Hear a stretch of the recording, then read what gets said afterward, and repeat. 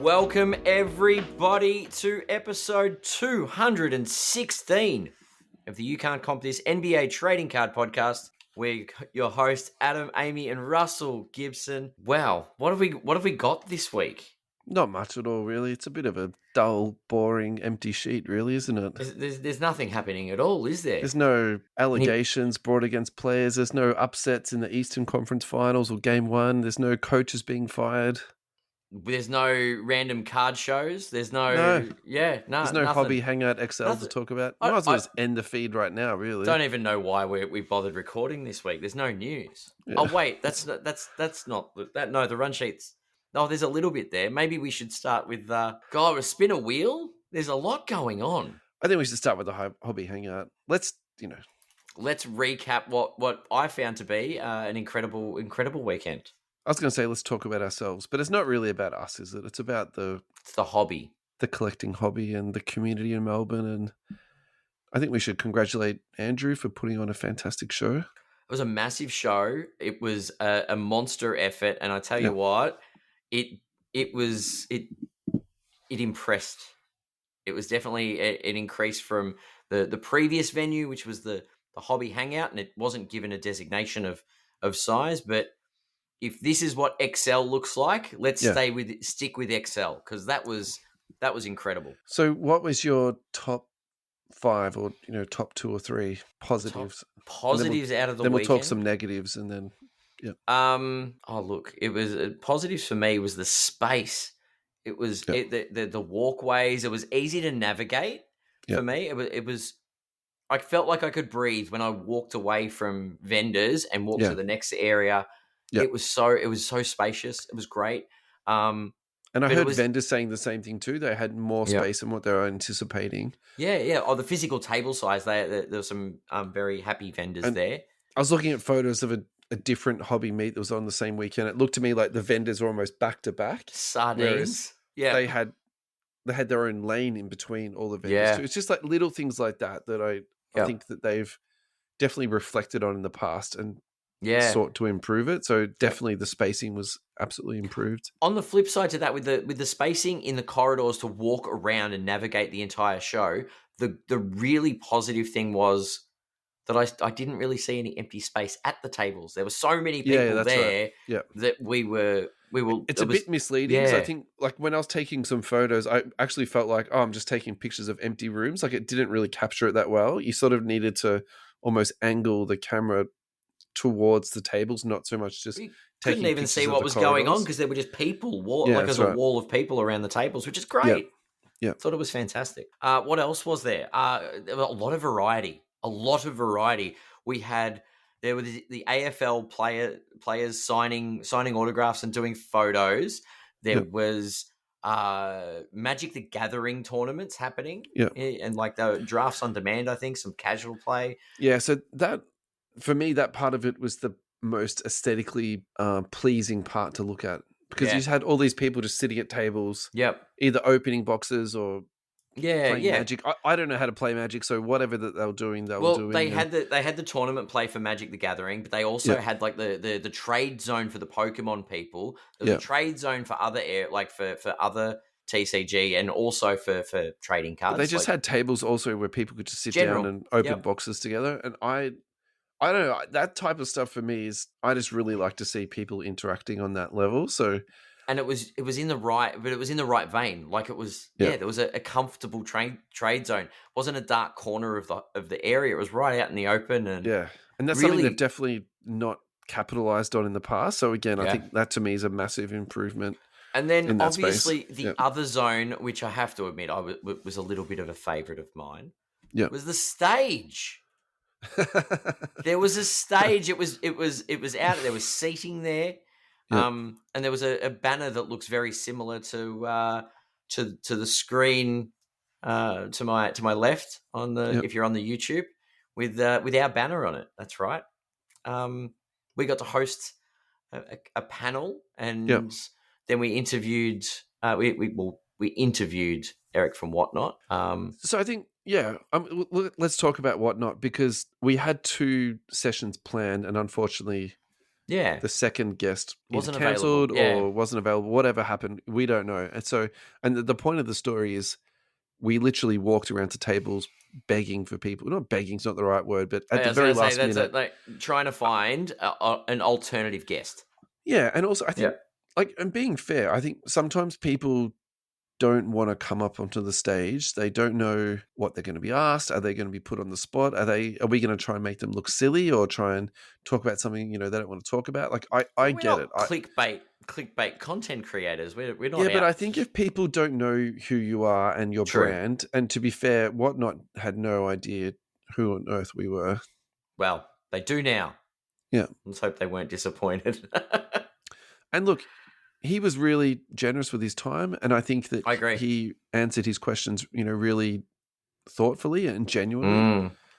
And we did have a conversation before we went on stage what he wanted to talk about and what he didn't want to talk about. And look, I will admit there was one thing I really wanted to ask him that he just point blank said, I won't talk about that. Yeah. And so we rephrased that question in a different way. So we still sort of addressed the issue at hand, but we didn't. But I think it's respecting the guests. Yeah. Yeah. And so, I think that was like, for me, I really enjoyed that, that part of the show. And I think that probably leads us into the other part is our other guests that we had. So we had the lads from Unboxed come up. They were awesome.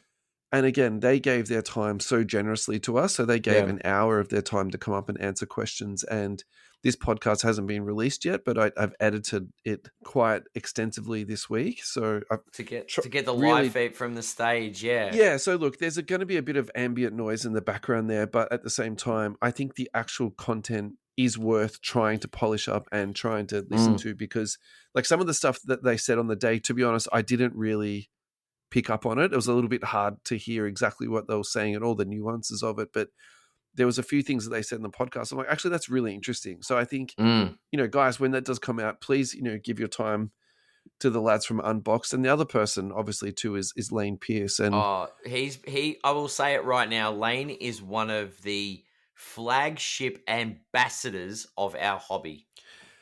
Yeah, I think of our hobby in general, but very much as an Australian too. I think he's waving the Australian flag very proudly for us. And and I'd probably also say too, as a friend of the podcast, that's now his third time on the pod. He's given out his time to us. So I think, Lane, if you are listening to this, thank you so much for your time.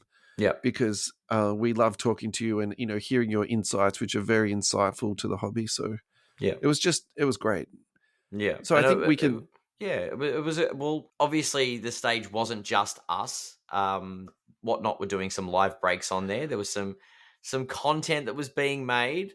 And so we can talk about that, and then I think we can then talk about too what Andrew has got in hopes for us in the next 12 months. Stuff leading up, hobby hangout wise, for sure. We can drop I feel like we can drop this ad. I'm excited to talk about it. So okay. Well, I'll drum roll. Let's wait a second. The listeners know. Have you got a drum roll? I do. Hang on. All right. Well, right. Thanks everyone for listening to our drum roll. Yeah. We will be back at the Hobby Hangout in 12 months' time with I think a bit larger scope, a bit more time to prepare. I think would be the best way to explain to the listeners. I think what Andrew said to us is, you've got the stage for 8 hours. You have 12 months to prepare. Get to work. That was my takeaway. That was of pretty the conversation. Much. He goes, do what you like. You've got 12 months to plan it. I'm keen to see what you guys can do, what content creators you can work with, what we can do with a stage for the whole show. So definitely keen to hear from listeners if there are any suggestions. I've put forward things like a collector's Q&A, a bit of live card versus card stuff. Maybe some collabs with other content creators, getting into other hobbies such as Pokemon and other sports cards and things. So maybe a couple of different panels. But love to hear some feedback. 8 hours of content seems quite daunting. Do you remember that episode of The Simpsons when, I can't remember what happens, like either the TV goes down and then Krusty works out he can go onto the emergency broadcast and he's like, I've got 100% of the ratings, and he's just like on the air for 24 hours straight. See, this is going to bring out my idea of us doing a 24-hour stream again. can do that in lead up as a warm up. Oh, great. Yeah. I know how excited you were the first time I mentioned it. I can't wait. Yeah. For charity, we'll do it. We'll do a 24-hour stream. I don't reckon we'd be able to stay awake for that long. To be honest. Too old. But yes, we're looking forward to that, and also, we're really excited to be working with the Hobby Hangout in the future. Yeah. Do you want to talk about the negative of the day? Yeah. So look, I think I will read from a post on Sports Cards Addict Australia. I won't say the person's name. My Hobby Hangout rundown: Pokemon. That is all. So my takeaway from this is like, no matter what you do, people will bitch and moan. You just can't please everybody. Yeah. And I think particularly people in the hobby, we just love a good whinge. So look, there was definitely Pokemon there, but like that wasn't all that was there. For me, no, it wasn't. It was So I have no interest in Pokemon at all. Like I just walk past. If I see Pokemon on a table, I literally just keep walking, go to the next one. There was heaps of sports cards to look at. Stacks. In addition to sports cards, they had like little knick-knack toys, and they had key rings, and they had card protection. I bought some Pokemon knickknacks. Yeah, what'd you get? I got this little ball. They were doing the little Pokemon in the ball in the little environment. I got a little Pikachu one. Yeah, so I actually think they were doing a roaring trade because they're local. They're Melbourne locals. Yeah, I saw a lot of people at that table and walking away with. Alvaro got one as well from Fast Break when we both saw them. I ended up getting 3. So I don't know what numbers they did, but I bet you they did very, very well. Yeah, they're local, and they actually have local contacts and stuff. And they do custom orders. It was great. I got they also did like other characters. So I got a Pikachu in the ball, like in the little garden in the ball, which is like a plastic ball, little figurine, great. Then there was I got a baby Yoda, little Grogu, in the little environment as well. And I also got a what's his name? Stitch, the little Disney guy in a thing. Not for me. You bought 3. 3 of them. Well, they're not for me. One of them's for me. They're not, sir. The Star Wars one is for me. The Pikachu and the Stitch are definitely not. So that's like the joke about the person who's buying the Switch 2 for their nephew, Oh, there's no hiding that. If I get a Switch 2, it's for me. The negatives, look, I actually feel like I missed a whole bunch of stalls because I couldn't navigate my way around. I kept going to the same bits and going, and then I went to another bit and went, I haven't seen this bit yet. So, look, that's how big it was that you could get lost in this bit. I'm bad with directions anyway. I feel like I'm pretty sure I asked you for directions like multiple times that day. Yeah, I think there were twice where you're like, where's the stage? I'm like, over there. Okay. Yeah. It's that big. But look, all jokes aside, I actually think, look, if you're going to a hobby show like that and you still got complaints, I'm like, is there actually any pleasing you? I was, and I don't know if it's a negative. I just wasn't overwhelmed by Golden's presence, to be honest. I found it underwhelming. For someone as big as Golden Auctions to be at a show like this, they seem more interested in obviously just taking the consignments rather than actually doing any investigative work as to what the hobby looks like in Australia. So to answer that, actually I can answer that specifically because I spoke to both Whatnot and also Golden's for a reasonable amount of time. The guy from Golden's is literally, he just flies from card show to card show doing consignments. That's it. That's all he does. So to answer your question, that's literally it. That's it. Yeah.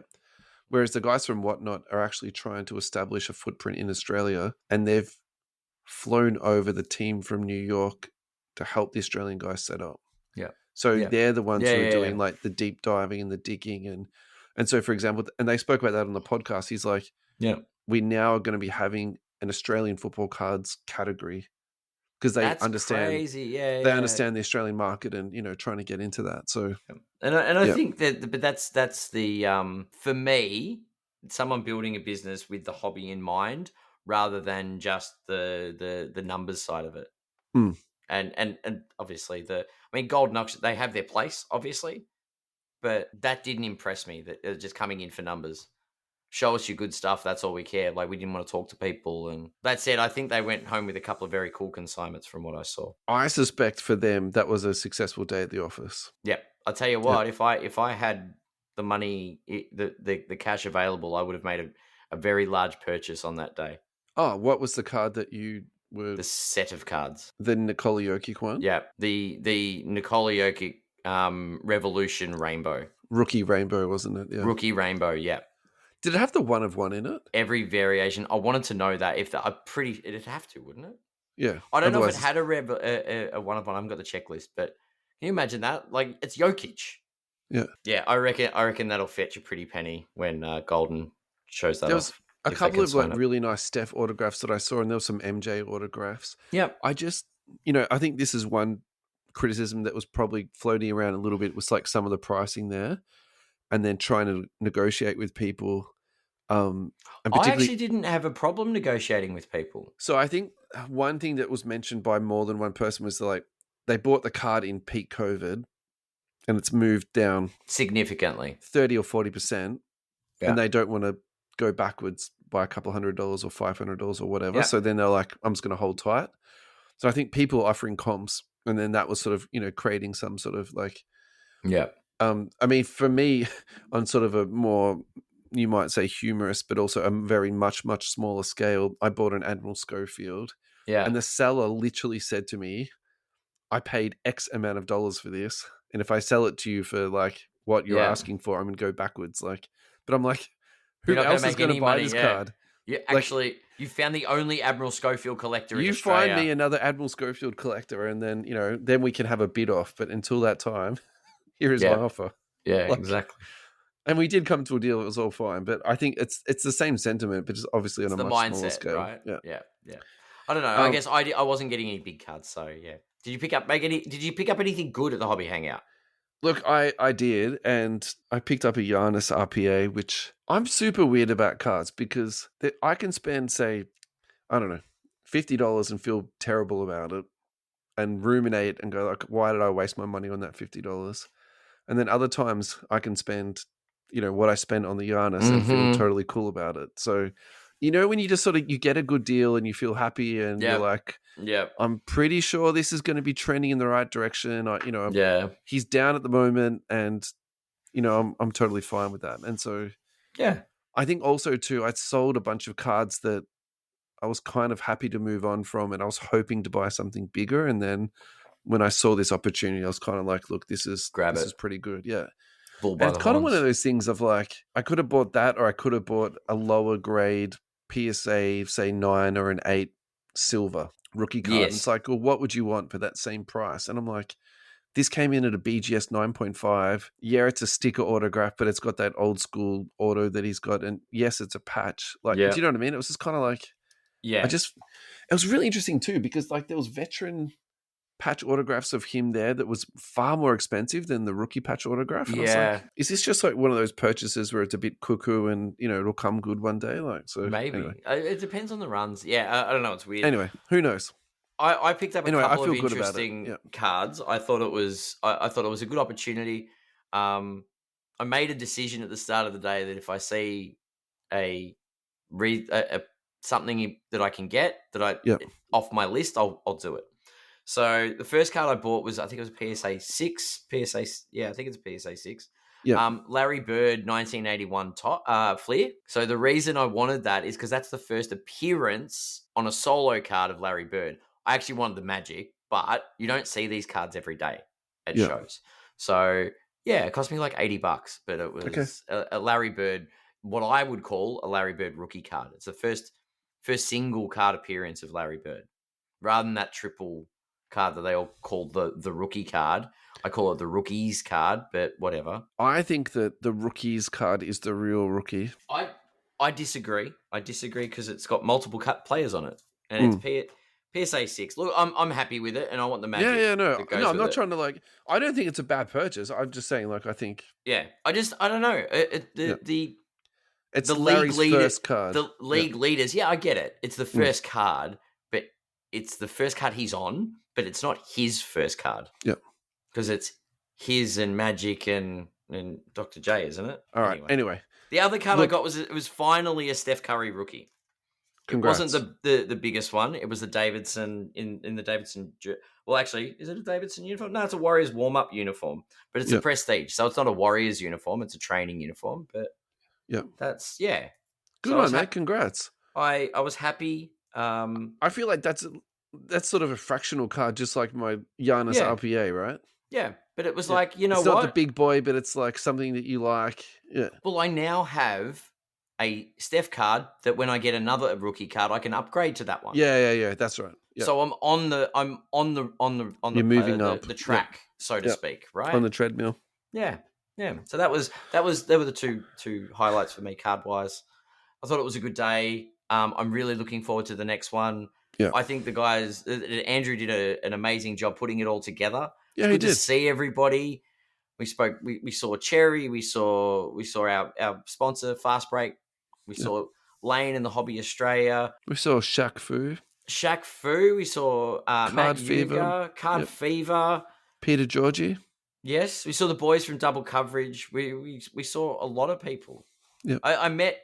I think it was 4 or 5 different listeners, which was lovely. Good to just randomly running into people that listen to the show. It was fantastic. It was a really good day, and heaps of fun. Cannot wait to the next one. You sound pumped, Adam. That's all I can say about this. I'm excited. It's good to see the hobby alive and people having a good time at a show. Oh, the hobby is very much alive. And I think we've spoken about this before of as many people say the hobby's dead, then you go to a card show and it's sold out and people are heaving all over each other, you know? Yeah. Yep. Hey, I think what we should do is we should put up a post for the listeners and they can post what was good, what was bad. Yeah, hell yeah. What pickups they did, and then we can sort of get people's feedback on that. And then we should go for a break because we are well and truly over time. Of course. Alrighty. It is time for an advertisement, and we are going to go with Fast Break Trading Cards. Go to fastbreaktradingcards.com. There you will find all of your sports cards needs: tops, basketball, football, baseball, soccer, Formula 1, tennis, UFC, WWE. Let's randomly click on baseball. Alrighty, the lads have got on pre-order 2025 Topps Baseball Series 2 Hobby Box for $175. They've got the value boxes for $55. On hand, they've got 2024 Select MLB Hobby Box for $350. I feel like these prices are kind of like NBA before it spiked, isn't it? 2025 Topps Heritage Baseball Mega for $95.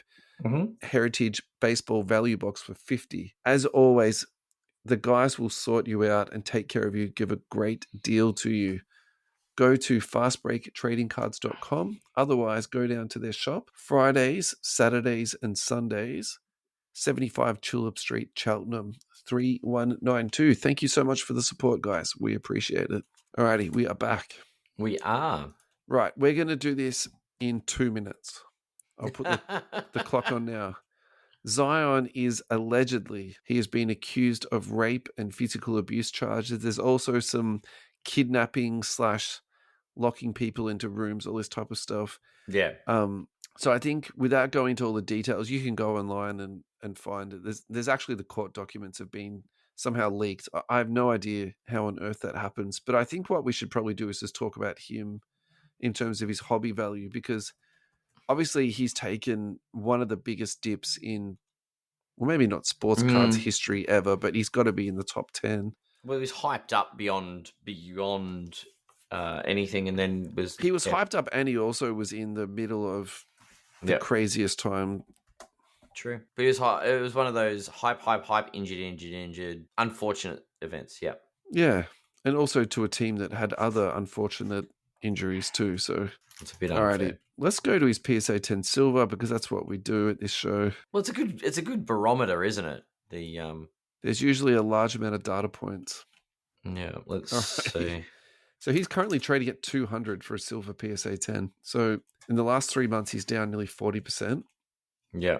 Now, all time, he's down 91%, because at one point in time, he was trading at 6,300. So that's insane. I mean, look, the last time that I was in this situation was Josh Giddey, and I was like, get off this guy. This is just like a bad disease you don't want to catch. Stay away from it. And then Giddey's actually come back and done really well. So I also don't think Giddey's in the same realm as the hype that went around Zion, though. Like, look over the last 2 years. Even 2 years ago, he was trading at 500-600. Yeah, but if you're someone like me who literally doesn't own a single Zion card, and you're asking yourself the question, do I buy in at 200? Like, it's actually, It's a legitimate question, right? Like, is it a good buy-in point now? I mean, I feel like you're in for 6 to 12 months of pain. Yeah, I mean, honestly, if anyone believes the reel, or what is it, whatever the social media, the memes that go out. There was an NBA funny meme about Rob Pelinka. It was like, and Zion Williams is like, "Is this really the only way I'm going to get to the Lakers?" It's like, sorry, man, we don't have enough money to trade for you, so we need to create a scandal so they'll trade you for cents on the dollar. And then it's like Luka Doncic is like, yeah, they told everybody I was fat, so Nico would get rid of me. Have you seen the photos of him? Luka is looking slim now. He looks so good, man. Like, man on a mission. Yeah. All right. Likes the beach. Final thoughts on Zion Williamson before we move on, because we did say we're going to keep this short and sweet. Yeah, 4 minutes on. Yeah, I would not buy in at $200 US for Zion. Okay. So what are you waiting for? I'm not. I'm probably just not buying Zion. Never. Yeah. I'm like, nah, can't trust it. It's a stay away for me. I just find this guy so polarizing. Like, I know this is like a trash segment that we're doing, and I know it's almost like a trash story now, but this is, some people that just really interest you and intrigue you.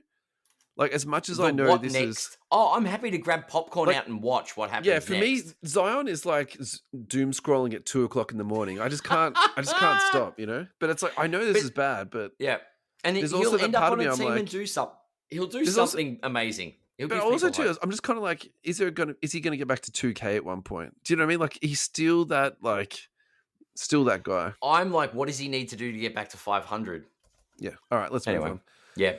The Indiana Pacers defeated the New York Knicks in the Eastern Conference Finals. Did I enjoy that series or not? Look, I thought the basketball was actually pretty high quality. Mm-hmm. I'm not sure that the Knicks were out-coached other than being outplayed, if that makes sense. And I'm saying that very deliberately because Thibs got fired, and we're going to talk about that in a second too. Fair. Look, why do I think the Knicks lost and the Pacers won in the end? I have a thought. Really hard to... Sure, you go, yeah. I think the Indiana Pacers have been significantly underrated, and I will say I've been one of those people for the majority of this season. Their appearance last year in the Eastern Conference Finals was brushed off to luck. And injury. And this team is actually quite... It might not be the flashiest version of it, but it's quite well constructed. Oh, they understand the NBA and how the NBA is played, and they also understand the analytics of there was some what trash good talk. Shots are. Yeah. There was some trash talk after the series talking about that they're just the cheap version, the no frills version of the Thunder, and like, I have a differing opinion to that. I don't actually think that's offensive to say that. I think that's actually quite a complimentary thing to say. I think the Thunder have built to a formula, and they're just the crappy version of it. I'm like, well, actually, I think they're a lot better than people give them credit for. Yeah. So look, to be honest with you, I love the Pacers, and I feel like I've been on a pro Pacers thing for a few months now, so I don't really feel like I'm jumping onto a bandwagon at this point. Mm-mm. But my gut feeling was there was going to be 2 games where they would get 140 or 150 points, and they would win, and then probably at the end of the day, the Knicks would be the better team and grind them out. But like the part that this is what I'm really stuck on. It's like, I actually think Cat played well. I thought Brunson played pretty well, and it's like, well, where did the Knicks fall down, and why did the Pacers beat them? And probably at the end of the day, the Knicks won games because they actually went to their bench. Well, I was actually going to say, I wonder if like where they actually needed a little bit more output was like from OG, and they needed a bit more output from Bridges. And I mean, Cat played well, but he could have played better. And I probably think maybe this is where they're going to have to get a little bit better on. Is like Brunson needs to have the same amount of output that he has, but using less possession time. So what I mean by that is, look, I don't know the stats on this. Let's just say he dribbles the ball 600 times a game. He needs to do the same amount of points, but with like 300 dribbles. Because like that was the thing that I really feel like maybe actually made them a bit unstuck. Is like, where the ball is going every single time, and it's quite easy to plan, a defense around that. And maybe at the end of the day, that's what it came down to, is their predictability. And that's something. Don't have a pinch hitter. They don't have that random X factor that just someone that steps up from the bench, someone that takes you by surprise, and you haven't got your guaranteed matchup for. Yeah, they lack, and this is a Tom Thibodeau special, right? He uses 5 guys. He doesn't understand how to use a bench. Yeah, it's and it became their downfall, I think. And that said, I think there is some weird, I don't know, if I'm not a spiritual person, so I don't know how it all works, but whatever sacrifices Tyrese Haliburton has made to the basketball gods, they are listening. Because that first one, the game 1, when it bounced straight up and went in the ring, was the sign. That man, there is screenshots out there that says screenshots of with a couple of minutes to go, and it says, thanks Tyrese Haliburton, the Pacers won all of these games. I mean, look, I do agree he's had some luck at the end of games. That man is clutch. But the irony of that is that just 2 years ago, we were criticizing him because he didn't have end of game play.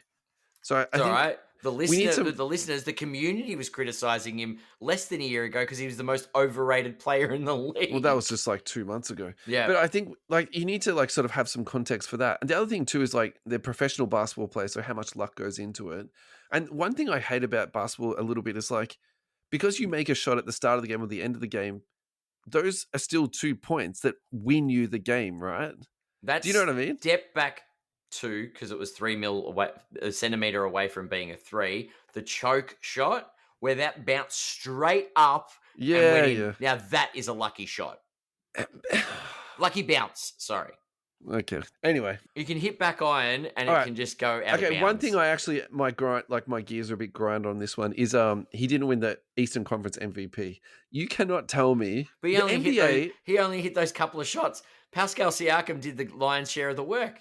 The NBA has a legit problem with the way they give awards out. Like, this is like, for me, Jason Tatum in the finals all over again. It's just opening up old wounds. The media vote for it. Do you know what I mean? Like, there's no actual, here are the criteria, this is how it's measured. You get celebrities to vote on things. Of course you're going to get weird results. I still think they should be watching They should actually have some serious people that are watching the games and and vote on it that impact things, like the All-Star break. This is from 3 days ago from Golden's Tyrese Haliburton Black 1 of 1 rookie card, PSA 9, that sold for $119,000 USD. All-time highest public sale for a Tyrese Haliburton card. The other thing we should really quickly talk about is his exponentially spiking card value. So he's currently at 375. The last 3 months, he's up 117%.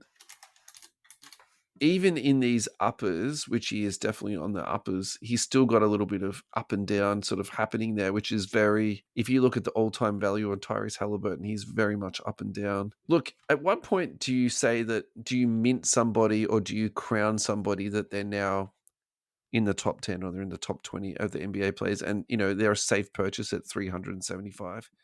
I think now he's made it to the finals. That's it. I think you can buy this guy very confidently.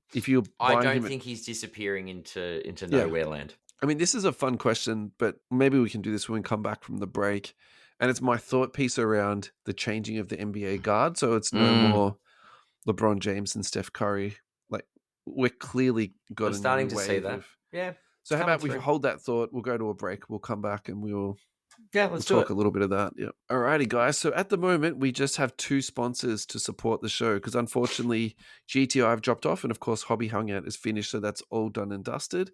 However, we do still have Fast Break Trading Cards and US Sports Cards Australia. So go to ussportscardsaustralia.com.au. There you will find a whole range of products available for your purchasing needs. Sports breaks, hobby boxes, sports memorabilia. Ross also sells some toys, which is kind of good, particularly if you are in the summer periods and you're looking for a water pistol. In terms of memorabilia, let's have a look at what he's got from memorabilia. Alrighty, he has got a Steve Francis autographed jersey. He also has the official hockey pucks from Hit Parade at 152. He's got a couple of those there. He's got a hockey jersey for 450. So that's probably something worth mentioning. Rascal is more interested in NHL and basketball. So a lot of the stuff up there is going to be NHL focused. Yeah. Now, the thing we're going to finish on here with our advertisement is check out My Cards Australia, which is a card consignment service. Go on to ussportscardsaustralia.com.au, go to the check out My Cards Australia and go to the submission form. When you do your submission form, send all of the cards that you don't want anymore. They're sitting in a box. You know the cards I'm talking about. On the form, write, "You can't comp this." Ross will do a free submission for you. He is trying his hardest to get cards in because they're going out quicker than he can put them into his inventory. Thank you so much to Team US Sports Cards Australia. Alrighty, so we really quickly touched on Thibs being fired. We should probably also just mention to some sort of other subsidiary posts around that. Metta World Peace would like to coach the Knicks. That's from Sports Center or ESPN reported that. And the other one I think we should really quickly talk about too. I found this on Twitter from the NBA Central, not Centel. Knicks next coaching odds. Johnny Bryant at plus 240, Kenny Atkinson at plus 400, James Borrego at plus 950. That's my personal favorite, to be honest. I think he's a gun of a coach. Budenhauser at 950, Patrick Ewing at 950, Sam Cassell. That dude needs to be given a team. Even if he flunks out, he's paid his dues. Frank Vogel at plus 1,100, Chris Quinn at 1,400. So he was a Miami Heat assistant for a very, very long time. Jay Wright, Mark Jackson at plus 1,400. No way. Mike D'Antoni at plus 2,000. Where is Mike D'Antoni these days? Not in the NBA, that's for sure. Becky Hammond at plus 2,500. I'm assuming he's an assistant coach somewhere. Maybe. I'd like to see Becky Hammond. I'd love to see Becky Hammond. I don't think it'll happen, but Adrian Griffin at plus 2,800. Why is that guy? He was one of the best coaches in the league when he got fired from the Bucks. You can't. They're just putting names out to make it clickbaity. I saw Derrick Rose is on the block for it. If Derrick Rose gets employed by half of the people on this list, that's an absolute outrage, honestly. Sam Cassell's a good call for mine. I like it. Yeah. And you know what? I always go back to the Mark Jackson but he's the man that built that Warriors team. All right. Do you want to do the changing of the guard? You can do the changing of the guard. Who is your top 5 young players in the league at the moment? Because actually naming 5 is quite difficult. Top 5? Yeah. Just take some of the MVP race and sprinkle some other stuff. Nikola Jokic. Do you call him young? 2015-16. He's just on 10 years. All right, fine. Okay, that's fine. It's a little bit too old to me, but that's fine. That's fine. Yep. 10 years. That's fine. Jason Tatum. Sure. We'll see him in a couple of years. He'll be a bit older after he gets back from his Achilles. I'm going to take him off my list for that reason. Take Tatum off. Okay. So Luka. Yeah. SGA. Definitely SGA. Like I think they're obvious. Let's say Anthony Edwards. Definitely, I've got Edwards on my list too. I've got Haliburton on my list now too. I would squeeze Haliburton into there to the 5th spot. Yeah. Like for me, it's so ironic that he was called an overrated guy, but for me, he's overachieved more than anyone in this league this year.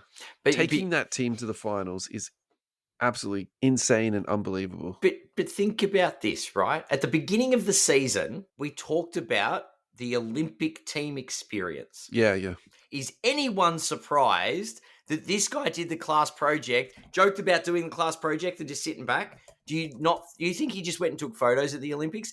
He learnt from some of the best players in the world how to play high-level basketball. He is a very, very... Some of the numbers, I joked about it when it was it game 5 against the Knicks? Or one of them, he put up... Well, game 4. He put up Magic Johnson-level stats with 0 turnovers. Yeah, that's right. It wasn't just a big triple-double. The guy didn't turn the ball over. Yeah. It was insane. So he's overrated's a bit funny, but... Honourable mentions, Cade Cunningham... Sure. Wemby. Yep. Evan Mobley. Yep. And those names will rotate as Jokic gets older, as Luka gets older, et cetera, et cetera, et cetera. I just think for me, I was still hanging on to hope that maybe the Warriors would make it, or maybe the Heat would make the one more finals appearance. Something like that. Yep. And to see OKC and also Pacers in the finals, like to me, I had that real moment of like, wow, the NBA literally just changed in front of our house. So that's kind of... I'm not sad about it. We go back to the Warriors, right? But we go back to the Warriors. They as the was it the 7 seed? They beat the Rockets. And if Steph hadn't got injured, that series could have looked different. Definitely. So I don't know. I think there is still the vets are still there, be it a bit banged up, a bit slower. They do need to be complemented by some of these young and up and coming players for sure. But I think that's where my mind has now changed. It's like the Warriors, they're still going to be there. I'm using air quotes for people at home. Sure. But they're not going to be seriously contending anymore. Same as the Lakers. They're not contending anymore with LeBron. And what about skinny Luka? Yeah, maybe. If he's the number one and LeBron, just does a little bit here, that's fine. But do you know what I'm trying to say? Even the Nuggets I know what you mean. Yeah. I know. You can't do it with one or two big names. Has the window closed on that? Has the windows closed on the Celtics? Like, that's a crazy thought. Can you imagine saying that 3 months ago? Yeah, I think the thing that is become abundantly clear now is there is a formula and a depth chart that needs to be adhered to. You can't put your eggs in a big 3 basket, hope to get a couple of random vets off waivers after the trade deadline, and then run to the finals with your big 3. Yeah. I think you need to build a solid team of role players that have very specific roles and do their job well. So which is exactly what both of these teams that have made the finals have done, right? I think exactly right. But I wouldn't. So just really quickly, say it's the end of the era, but you're right. I think there is a new guard coming. It's here. Yeah. We're living in it. We've been living in it though. It's done. Yeah, we started that year with the Celtics because it was the Tatum and Brown show last NBA Finals. Yeah. So, yeah. So Luka is currently trading at 1,000 even. Yep. Population is still 2,000 plus on that. Anthony Edwards, PSA 10, population is 2,100. He's trading at 800. That's actually quite interesting for me. So in the last 3 months, he's plus 15%. That is very, very interesting for me because I feel like they sort of bombed out in the playoffs, but he's still up. They made the Western Conference Finals, and so I wouldn't call that bombing out. I'd call that it wasn't the best of performances in the Western Conference Finals, but they made it through 2 rounds. Yeah, no, it's like, I don't think they played badly, but for me, I didn't think Edwards, I thought they had more team success than what he had individual success. Okay. Let me put it to you that way. Yeah. I was expecting a little bit more from him in the Eastern Conference Finals, so the Western Conference Finals. Anyway, yeah, for sure. That's a side note. All right, let's move on. All right, let's talk about Mosaic basketball then. Yeah, let's do it. This is gonna be exciting. All right. This is a good one for me because I've always been a big fan of Mosaic. I just like it. It's just one of those products for me. I just like the design. The confession is also on our other Timeless moment, if anyone hasn't listened to that already, about the evolution of Mosaic. We literally did a whole episode dedicated to Mosaic. And I think how I got into it and what it's become now is 2 separate things, but I still enjoy it as a product. So I think what we can probably discuss today is the continued evolution. So it's changing again. So now they've got Logoman in it. Which I don't really understand that because I think for me, not the appeal about Mosaic is it's just a cardstock product. So now they've changed that up too and included that into it. So pretty cool. One thing that does happen when production companies lose their licensing is they can really pump up the remaining products because they've got all this memorabilia lying around. They've got extra things to play with. Yeah, for sure. They've got more stickers. Like, so for example, the classic one for this or the easy one for me to remember is like Manu Ginobili. So clearly they've had all these stickers just sitting in a vault somewhere for the last however many years. And like, okay, release them all. We need to get rid of these. That's it now. So now, Ginobili's into product. So look, maybe this is what it is. They've got too many Logoman patches lying around in their stock. I don't know. Now they're okay, great. We need to get them into Mosaic. So yeah. The other really big one to talk about too is the Color Blast. So that's now been moved from Spectra into Mosaic. How do I feel about this? I actually thought that Spectra on its own was a good enough product. However, I suspect what's happened is that Spectra is being cut because of the timeline. Because remembering they've had to condense things into a very, very short window. So instead of losing the Color Blast, they've just moved it across into Mosaic. And I would rather that than losing it. I mean, I'd rather see Spectra because obviously I think there is some value to be had in that. But at the same time, I think that's fine. Now, the next one here, sorry, this is from, we should have probably just said this at the start. This is from Pac-Man Cards. So go onto Pac-Man's Instagram and you'll find this post on there. It's got a season ticket. Now, traditionally they're in Contenders. Yeah, maybe Contenders has been cut as well then. You'd assure that it guaranteed this is... Actually, it's even got a Contenders optic sticker on it. Sorry. What am I talking about? This is interesting for me, though, because almost now I'm getting the feeling this is almost like a Chronicles, like a high-end Chronicles. Mosaic's gone full Chronicles. Where you put in the RPAs, you put in Color Blast, then you put in the season tickets. I think that's it's an interesting wrinkle. Then you put all the other stuff in that Mosaic is known for. So that one there, the Dalton Connect, that was actually released after Kobe Bryant passed away. They did like a snakeskin. Oh, wow. That's for the hot. Black Mamba. Yeah. So then instead of because they couldn't give people their autographs, they gave them these redemption packs, which were Mosaic Mamba imprints. Yeah. And that reminds me a lot of that. So I feel like they've kind of sneakily slipped that in there. Yeah. Of course, the stained glass. Then they've got the black one of one. And then, of course, the new case hit, which we've been talking about a little bit, the micro Mosaic. They're big. Yep. So I think if you're talking about a card that is a little bit difficult to digest in terms of the after sale price on it. Yeah.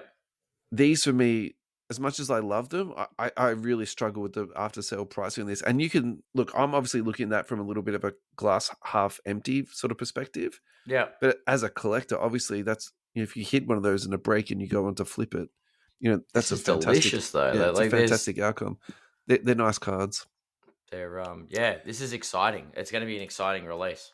So I think, what's going to happen to this, I think it's going to be very similar to what's happened to Revolution. So traditionally that's a very cheap product. The price on that is almost double what it was last year because of the Kabooms that was in Revo. Yeah. And obviously the Color Blast is going to be into that. So that's going to be a tough one to get your hands on. Let's go to a break. Go to a break and then we'll be back. Tie this bad boy off. Adam, we are back. Let's talk Kabooms. Let's talk Kabooms. Right. Now, I think we can talk about this pretty loosely. I just want to get your gauge on this. We just really quickly mentioned through this. Kabooms are now in Revo. They're compressing down the print cycle because of the licensing ending. The design from this year has gone all the way back to the original hyper manga / cartoonized NBA superheroes. I think you could put it in that term. That's a fair way to put it. I personally love these. I think they're very creative. I think basketball cards should be fun, but also not be like super corny. And they've just nailed these where it's just cool, but it's also not crap. So I like this a lot. I think the real question is like, how collectible are these cards going to be long term? Versus the original Kabooms. Yeah, I'm a little bit iffy on that because I kind of feel like, they've had all these different iterations and some of them for me hit that sweet spot really well of like, you're drawing a caricature of somebody, you're capturing all the essence, but you're not making them look like superheroes that should be in like a Marvel movie, which is, I get that sort of Marvel-esque sort of vibe of these cards. But yeah, I mean, at the same time too, they could also get like a cult following if the print run isn't too high. Yeah. I think these could be super collectible in the long term. Yeah, look, they're the last lot of Kabooms that we're ever going to see. So yeah. Well, they look okay. Like, they're not my favorite design. Yeah. But they're still Kabooms. Yeah. And they don't have that crazy centering stuff by the look of it. I think in general, Do you remember the I wonder what they're going to have, if they're going to come back as 9s and 10s. I actually feel in general, though, the production this year has been pretty good. Better than previous years. It's been pretty good, not going to lie. Like, Prism has been fantastic this year. Yeah, it's been good. Alrighty, that is that. All right, this next one is speaking to my soul. Adam Silver has just announced that the next year All-Star game will be Team USA versus the world. I've been on the record on this about the past. I think this is an absolute no-brainer. They are finally going to have something to play for. If you can't put on a Team USA jersey and play hard, you're never going to be able to play hard. For me, it's as simple as that. I'm all for this. I think this is A+. Well, we're not from the USA, so we're certainly on the world team, right? But I think in terms of for sure. It's going to be amazing. And a spectacle. And can I be honest with you? not that this is a gambling show, and frankly, I don't gamble anymore, but this makes me want to gamble. If there's a sports event I would want to gamble on, this is it. Like, do you know what I mean? Like, for me, this has genuine excitement. Yeah, it's going to be, look, I hope they play for it. I think they will there'll be some desire. All right, who's your world team right now? Jokic, Luka, Giannis, SGA. And Dyson Daniels. There you go, done. Do you know what I mean? Like, we could potentially have a Giddy or a Dyson or... I mean, Embiid's playing for USA now, isn't he? He's changed his papers, but we've got a big. Luka's obviously the guard, but yeah, the two guards are SGA and Luka. So who plays the three? Giannis at the 4 and Jokic at the 5. Giddy. I like Giddy. Giddy for it sounds good. Maybe we'll see. I'm on Team World. I'm definitely on Team World. It's funny. Embiid is still listed as an international player. Yeah. I mean, yeah, Şengün has to be mentioned. Oh, yeah? Franz Wagner, Lauri Markkanen, Pascal Siakam. Oh, God. The US are in so much trouble. Wemby, Jamal Murray. Oh, yeah, whoops. I forgot about Wemby. They're cooked. Yeah. Yeah. Nah, Team World's going to kill it, but sure. I mean, maybe after they've gone to the finals, you have to put Siakam in there.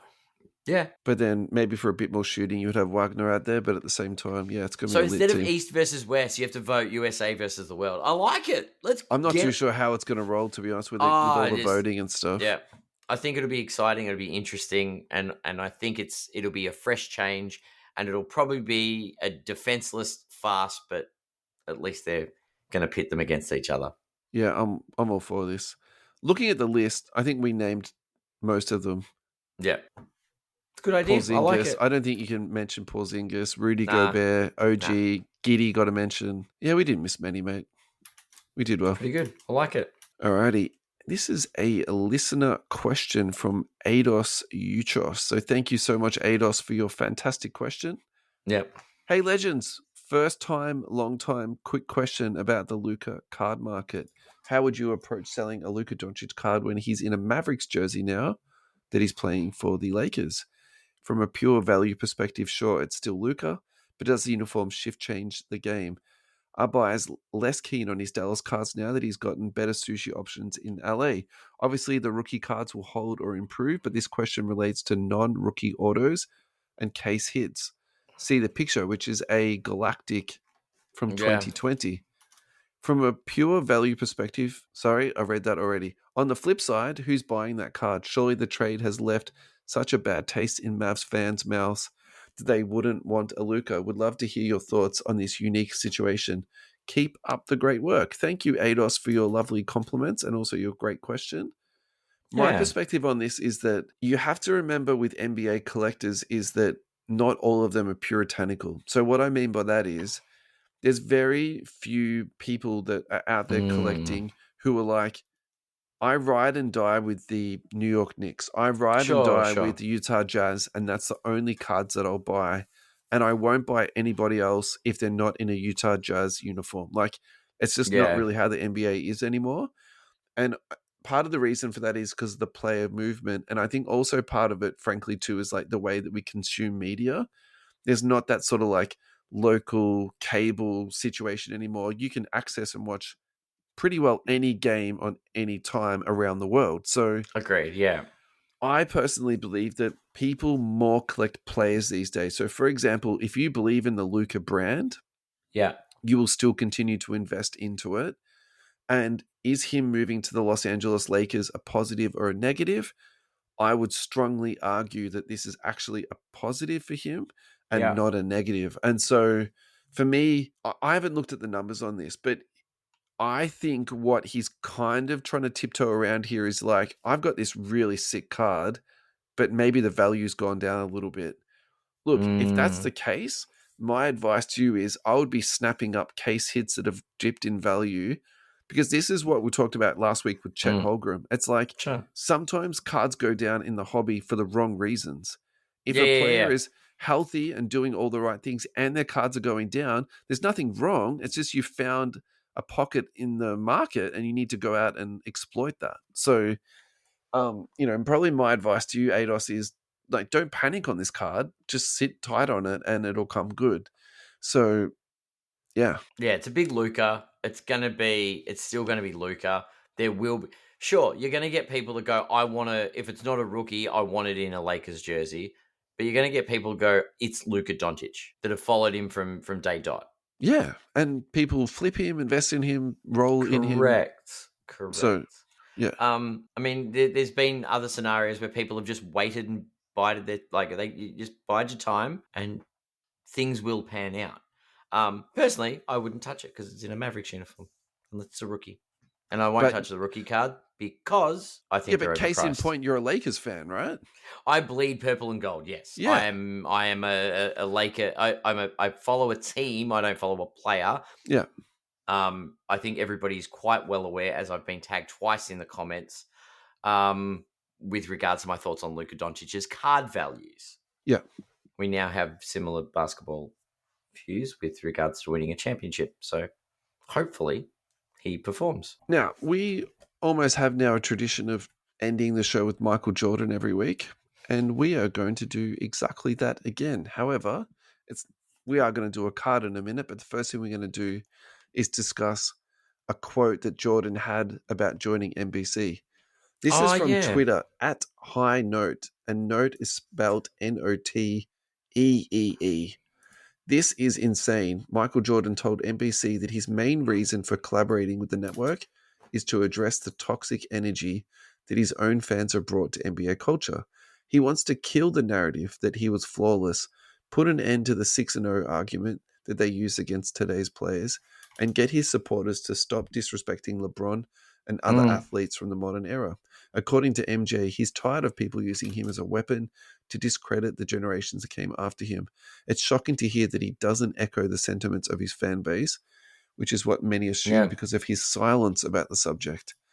Yeah. I mean, it's a really interesting one, isn't it? Because I think that's a really clever observation to make because somebody has said nothing, we then assume what that person's thinking. Yeah, it's pretty crazy, isn't it? It's if this is genuinely, I do believe they're also they're not paying him much either. It's like $20 an episode or something, isn't it? It's $40 million a year. It's been reported. Yeah. They're actually paying him a bucket load of money. I think you're getting confused that you can't comp this budget with NBC, mate. Yeah. Yeah. Well, okay. So Michael's doing it out of the goodness of his heart and a little bit of his pocket change, but I applaud it. I do like the narrative that he's sort of hit this with, saying no, this isn't to solidify his position as the GOAT. Stop degrading other players in his name. Look, to be fair, I had the same assumption. My take on this was that I can't wait to hear this guy come on and rip all these guys a new a-hole. Right? I literally like saying that is the same thing in a different spin. Yeah. It's the same thought process though. So yeah. Look, I'm frothing to hear this guy. I cannot wait to hear this guy on broadcast. I genuinely think this is going to be revolutionary for NBA fans, honestly. Imagine he's a terrible, I can't believe we're having this commentator. Imagine he's a terrible commentator. I think that he will be there as a color commentator. Do you know what I mean? He'll be special comments. Yeah, that's right. He doesn't have to be. He just has to go in there and just talk about things that he sees intermittently. That's it. Yeah. It's true. He's not going to be doing the game time stuff. Like they'll get a beautiful voice to come and do that. But he'll go into bat for the rising legends of this game. Steph Curry does something because I'd never be able to do that. If it was me, like he'll be able to break down how amazing Steph is at something, how fantastic someone like Haliburton has been finding someone. He might poke a bit of fun at SGA for drawing fouls. Who knows? But he'll be able to give his view rather than an assumed view. Yeah. And I think that's nice. I think LeBron has definitely copped it on that side because I don't like this whole... the one aspect of the GOAT debate I don't like is that the debate is centered around putting the other party down. We're talking about some of the greatest players that have ever played the game. So rather than putting the other down, let's talk about all the upsides and humanize both players and go, you know what? They're both pretty damn amazing in their own right. Yeah, look, I'm keen. I can't wait. It's going to be amazing. And you reckon, like, I think watching those live streams of the game with that commentary is going to be worth it. I still hope he has some critique for players, though. Oh, I don't worry. Do you know what I mean? Like, I still hope he kind of like he's not going to be positive vibes only. He's just going to be like, don't put me up on a pedestal. I've struggled just like that player has. I've done this. I got injured too. Yeah. Yeah. All right. So I've just put this into the sheet literally 2 seconds ago. It's called A Card to Finish On. It is going to be Michael Jordan. We're going to do the 1996 Stadium Club. Wow. There's hashtag HR14. Now, look, I chose this card because I find it aesthetically pleasing. It's Jordan in his black and red uniform. It's a beautiful little jump shot that he's pulling up for there. And then in the background, it looks to me like the buildings of Chicago on like a hologram type card. So that's raw, and it's sold for $173. PSA 10 of this last sold for 6,605, and the population on that is 13. So it's crazy, isn't it? I think sometimes I struggle a little bit in terms of how much we should be spending on these cards. You know, la. I'm actually totally fine with that. Yeah, I am totally fine with this. Yeah, I like it. Yeah, I like it a lot. I think that's a great way to wrap things up. Thank you, Adam. Thank you, Central Coast Radio. Thank you to our listeners in United States, Canada, New Zealand, all around the world. All around the world. Central Coast Radio, Andrew from Hobby Hangout, the guys from Unboxed, Lane Pierce, whatnot. Yes. Do we thank Goldens? No, we don't thank Goldens. Let's thank our sponsors, US Sports Cards Australia and Fast Break. That's right. Yeah. That's who we should be thanking. Yeah, exactly. Yes. And let's thank Tyrese Haliburton for making the playoffs interesting. Very, very, very interesting. For the 0.3 of a second they were in front in game one, which was enough. That's right. The only 0.3 you need. Yeah. Thanks for another great show. We'll see everybody next week. Well, I won't.